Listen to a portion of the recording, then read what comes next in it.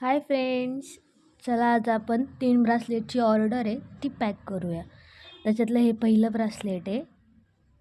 अशीच मी आता 3 बनवलेत, पण त्याच्यात लेटर्स वेगवेगळे टाकलेले आहेत आणि कलर सेम आहे त्याचा. लेटर वेगळे टाकलेत आणि त्याच्यात छानशी अशी हे पण वेगळे वेगळे टाकलेत. असे 3 प्रकारचे 3 केलेत मी.